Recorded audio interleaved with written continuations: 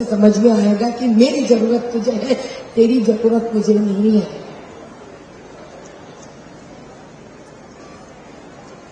यहाँ जितने भी लोग हम यहाँ बैठ रहे हैं, स्वयं मेरे साथ, शायद मैं ये बाहर जोर से बोलकर प्रायश्चित की भीख मांग रही हूं भगवान से कि हे भगवान,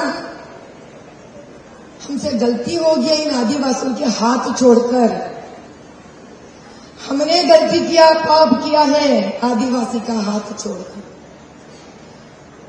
वो तो कर्ण का भी हाथ पकड़े थे। वो कर्ण को महाभारत में आखिरी सांस तक साथ देने वाले यही किरात थे, यही आदिवासी थे। ऐसे होते हैं आदिवासी, जबान के पक्के, राम धनुष और बाण चलाने वाले, प्राण जाए पर वचन न जाए। इसीलिए आज तक सनातन हिंदू धर्म का संरक्षण पहरेदार बनके करते आए हैं लोग। जब मुझे रमेश तावड़ेकर भाई ने कहा, दीदी आप आ जाओ, लोकोत्सव कर रहे हैं, गोवा के आदिवासियों का सम्मान करने का भाग्यशाली हूं मैं। गोवा का आदिवासियों का लोकोत्सव को मैं प्रारंभ कर आगे लेके जाना चाहता हूं। इस दायित्व तो प्रकृति ने मुझे दिया। यह था उनका वाक्य। अहो भाग्य मेरे, अहो भाग्य मेरे, किसी को जप तप करने से मिलता है, किसी को दान धर्म करने से मिलता है। ऐसे भी क्या आत्मा थी, मुझे राजनीति में आने से मिला है यह सौभाग्य कि आज का लोकोत्सव में ऐसे महान गोवा भूमि पे जन्म लिए आदिवासी, जो स्वयं पे विदेशियों का तीर चलवाने के बावजूद भी गोवा के पुण्य भूमि का अस्तित्व को आज भी पकड़कर संरक्षण करते आए हैं। आज मुझे हिम्मत आ गई है। ऐसे तो माधवी दीदी के यहाँ हिम्मत कम नहीं रहती है, लेकिन दुगना त्रिगुना हो गया है कि प्रधानमंत्री नरेंद्र मोदी जी जैसे एक महान पुण्य आत्मा के नेतृत्व में, रमेश तावड़ेकर भाई के जैसे एक संघ परिवार के लक्ष्य उद्देश्य से आगे बढ़ने वाले स्वच्छ आत्मा के नेतृत्व में अब वो पंचांग के पुण्य घड़ी आ गए हैं कि हम सब आज अपने दिल की धड़कन पर हाथ रखकर कह सकते हैं कि हम आदिवासी के हाथ छोड़कर अनाथ हो गए हैं भैया, हम अनाथ हो गए हैं। ये आज हमारा कर्तव्य है कि हम इनके बीच जाएं, जाने पहचाने कि आज भी कितनी सुंदरता से ये लोग अपने आप को सनातनी के जैसे सज धजते हैं।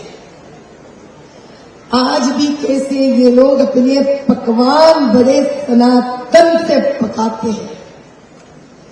आज भी ये कैसे पंचभूतों का आराधना करते हैं। आज भी ये कैसे पेट की जठराग्नि से लेकर खाना बनाने का अग्नि से लेकर हवन के अग्नि देव को एक ही भांति प्रार्थना करते, पूजा करते हैं। कैसे आज भी प्यास लगने पर हम जो पैसे देकर पीते थे पानी, लेकिन उसी जल का आराधना कर कर वो हमेशा 12 महीना जल का प्रवाह के लिए भगवान से प्रार्थना करते हैं। ये वो पुण्य आत्माएं हैं जो प्रकृति को मां बनकर प्रकृति में लिपेट जाते हैं, लपट जाते हैं और लपट कर बच्चे बनकर प्रकृति का संरक्षण करते हैं। आज हमने कुछ नहीं सीखा है, हम सिर्फ अपने आप को मलिन कर लिए हैं। अपने अंदर का स्वच्छता को हम राजी कर दिए हैं, अपने आप के सोच विचारों को पाश्चात्य बना लिए हैं। लेकिन ये आदिवासी, आदि योगी जैसे आदिवासी, जो नागरिकता के पहले योगदान आदिवासी, जब हम उनके पास जाते हैं, आज भी उनमें वही निर्मलता होती है, वही मुस्कुराहट होती है, वही शांति होती है, वही बचपना होती है उनके अंदर।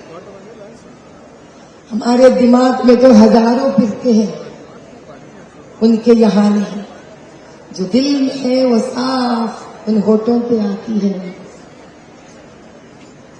भाग्यशाली है गोवा की धरती कि उनको रमेश तावड़ेकर भाई जैसे एक मंत्री मिले। हम यही चाहते हैं, ऐसे स्वच्छ नेता हर उस आदिवासी प्रांत में नरेंद्र मोदी भाई के नेतृत्व में उभरे, ताकि हम जैसे लोगों को प्रायश्चित करने का पुनः एक अवकाश मिले। पता नहीं आज इस समय हम क्या कर सकते हैं, यानी हम सब क्या कर सकते हैं, ये स्वयं भी हम नहीं जान पाएंगे। लेकिन इतना तो कर सकते हैं कि भारत के आदिवासी स्थित प्रांतों को साल में एक बार तो टूरिज्म कर सकते हैं। बच्चों को लेके जाकर परिवार के सहित जो स्ट्रेस फ्री का हम जर्नी या जो अपने टूरिज्म करते हैं, भैया वो एक तो कर सकते हैं। हमारे छत्तीसगढ़ के मुख्यमंत्री जी अभी तक यहीं पे थे। 20 दिन हुए मैं छत्तीसगढ़ के कोरबा जाकर आई। पता है कोरबा के 2 लाख आदिवासी परिवारों ने क्या किया है, जो हम जन्म में भी नहीं कर सकते। भगवत गीता में कृष्ण भगवान कहते हैं, संकल्प त्याग कर कर जो कर्म करता है वो कर्म मुझ तक पहुंचता है। 2 लाख आदिवासियों को पता भी नहीं है वो क्यों लिख रहे हैं। वो सिर्फ यही जानकर लिखे हैं कि आदिवासी जंगलवासी हनुमान है, हनुमान ने रोम रोम पर राम का नाम लिखा है, तो हम भी राम का नाम लिखेंगे। 3 अरब करोड़ राम नाम लिखे हैं 2 लाख आदिवासी परिवारों ने। और कोरबा से निकलकर अयोध्या जा रहे थे ये लोग रामचंद्र के को अपने अर्पण करने के लिए। ऐसे पुण्य आत्मा ने मुझे याद कर लिया है, पता नहीं किस जन्म का पुण्य क्यों हूं मैं। पहले दीदी आप आ जाओ, आप आएंगे, एक रामबाण चलाएंगे, 2 रामचंद्र जी के बारे में बोलेंगे, तो हम यहां से निकल पड़ेंगे। देखिए उनकी स्वच्छता क्या होगा। सही में मैं जाऊंगी वहां पर, फायदा तो मेरा हो रहा है। 2 लाख पुण्य आदिवासी आत्माओं के बीच में जो मैंने ठहरा है, जितना पाप किया होगी मैं, पूरा पाप धुल गया मैं उनके बीच रहते, क्योंकि उनके उच्छ्वास निश्वास में राम नाम था। वहां जाकर राम का नाम लेकर उन सबको नमन कर कर आई हूं। देखिए उसका पुण्य फल रमेश तावड़ेकर भाई और एक आदिवासी कार्यक्रम को हमको बुला लिए हैं।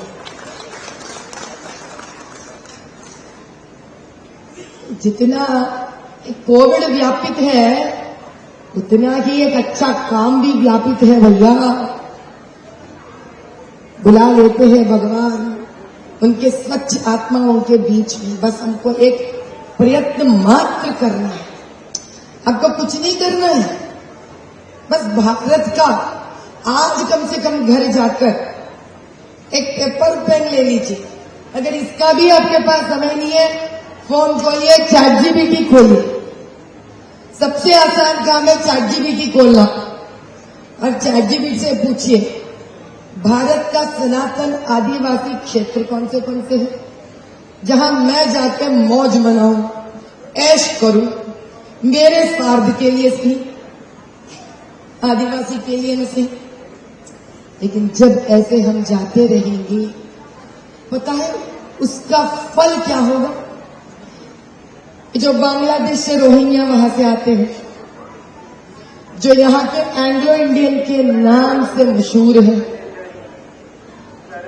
ये सारे लोग डरने लगेंगे कि इनके भाई बहनें आने लग गए इनकी शुभ समाचार पूछने के लिए। इतना तो जिम्मेदारी हमारी बनती है भैया, हम सब परिवारों की इतनी जिम्मेदारी बनती है। ये पुण्य आत्माएं भारत का संरक्षण जहां जहां से विदेशी शत्रु अंदर आ सकते हैं, इनका पहरेदार बनकर संरक्षण कर रहे हैं। बस आप मुझे छोड़ेंगे तो हम घंटे घंटे इसी बात करते रहेंगे।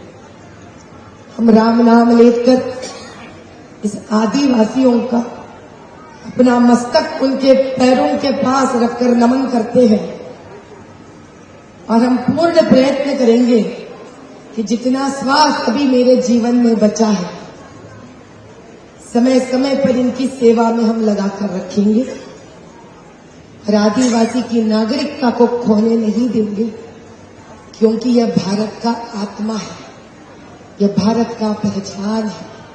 चाहे वो हिमाचल प्रदेश हो या चाहे नीचे आने तक केरला, गोवा, कर्नाटका, आंध्रा, तेलंगाना, बंगाल, मध्य प्रदेश, गुजरात, राजस्थान, उत्तरांचल, हर जगह पे अपने आदिवासी हैं। उन्हें अपने पास बुलाना नहीं है, हमें उनके पास जाना है, उनके संरक्षण में हमको आना है। श्री राम राम रामेति रमे रामे मनोरमे सहस्रनाम तत्तुल्यं राम नाम वरानने। छत्तीसगढ़ का राम नाम रोम रोम पर लिखने वालों को रामी कहते हैं, ये आदिवासी है। हर हर महादेव, जय बोलो भारत माता की, वंदे वंदे वंदे, जय गो।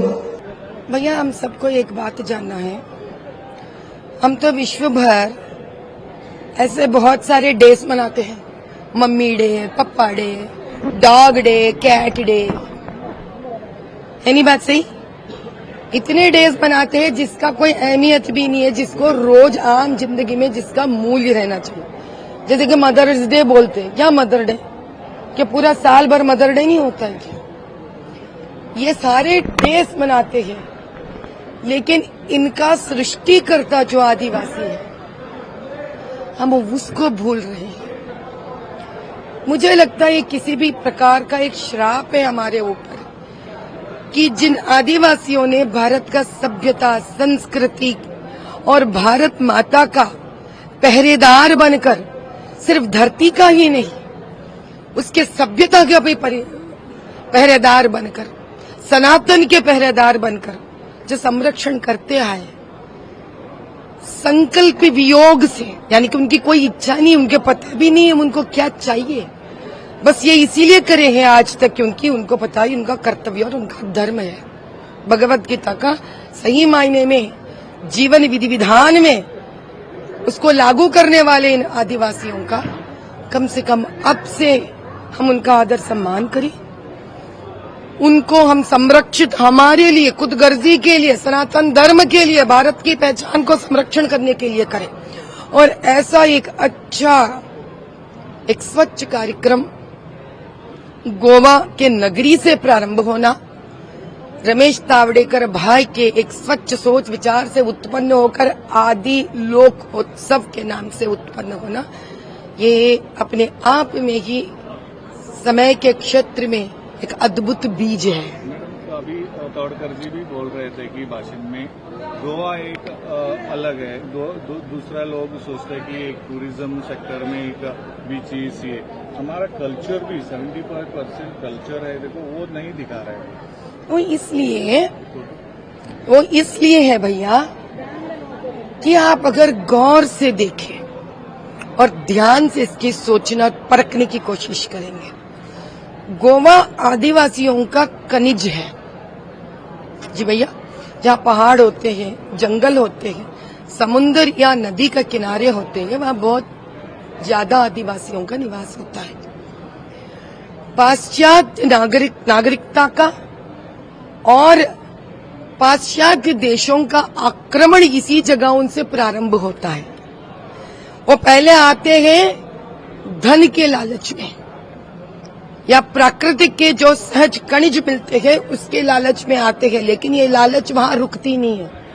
उसके बाद उस देश या प्रदेश का सांप्रदायिकता को कुचलने पर आगे लेके जाते हैं। उसी माध्यम का एक कोशिश है गोवा को ऐसे गलत ढांचे पे डालकर एक ऐसा नरेटिव बनाना कि ये एंग्लो इंडियन जगह है, यहाँ स्वेच्छा लागू है, यहाँ इसको टूरिज्म केवल स्वेच्छा और पाश्चात्य माध्यम से इसको टूरिज्म बनाना है। एक ऐसा नरेटिव है जिसके वजह से आगे बढ़ने वाले, आधुनिकता को अपनाने वाले भारतीयों का आंख को बंद कर देना। लेकिन अब नहीं चलेगी ये। भारत की सरकार चाहे केंद्र में मोदी जी के नेतृत्व में से प्रारंभ होकर गोवा जैसे क्षेत्र तक अब हम एक ही सोच विचार में अपने भारत का भव्य यात्रा लेके जाएंगे कि हम अपने संप्रदायों का, संस्कारों का, सनातन धर्म का धरोहर जो आदिवासी है, चाहे वो पहाड़ पे रहने दीजिए, जंगलों में रहने दीजिए, नदी के तट पर रहने दीजिए, हम उनके साथ ठहरेंगे, उनका संरक्षण करेंगे और भारत को उज्जवल भविष्य की ओर लेके जाएंगे।